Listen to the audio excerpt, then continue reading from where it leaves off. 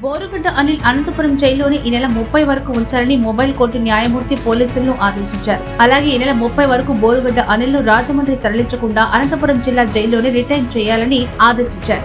ఇంతకీ ఏం జరిగిందంటే బోరుగడ్డ అనిల్ ను రాజమహేంద్రవరం జైలు నుంచి పీటీ వారెంట్ పై అనంతపురం తీసుకొచ్చారు. చర్చి స్థలం విషయంలో అనంతపురం 3వ పట్టణ సిఐని బెదిరించిన కేసులో బోరుగడ్డ అనిల్ ను అనంతపురం తీసుకొచ్చారు. ఈ కేసు విచారించిన మొబైల్ కోర్టు న్యాయమూర్తి విచారణను ఈ నెల 30కి వాయిదా వేశారు. తదుపరి విచారణకు సమయం పెద్దగా లేకపోవడంతో ఆయన తిరిగి రాజమహేంద్రవరం తరలించకుండా అనంతపురంలోనే రిటైన్ చేయాల్సిందిగా పోలీసులను ఆదేశించారు. Borugadda Anil AP CM Chandrababu, deputy CM Pawan Kalyan, మంత్రి నారా లోకేష్ లపై అసభ్య వ్యాఖ్యలు చేసిన రాజమహేంద్రవరం కేంద్ర కారాగారంలో రిమాండ్ ఖైదీగా ఉన్న సంగతి తెలిసిందే. అయితే 2018లో బోరుగడ్డ సీఐని బెదిరించిన కేసులో అరెస్టై బెయిల్ పొంది విడుదలయ్యారు. అయితే అప్పటి నుంచి విచారణకు డుమ్మా కొట్టడంతో అనంతపురం మొబైల్ కోర్టు బోరుగడ్డ అనిల్ పై నాన్ బెయిలబుల్ వారెంట్ అయితే జారీ చేసింది. దీంతో బోరుగడ్డ అనిల్ ను రాజమహేంద్రవరం జైలు నుంచి పీటీ వారెంట్ పై అనంతపురం తీసుకొచ్చారు. ఈ కేసు విచారణ ఏప్రిల్ 30కి వాయిదా పడడంతో అంతవరకు బోరుగడ్డ అనిల్ ను అనంతపురం జిల్లా జైలు రిటైన్ చేయాల్సిందిగా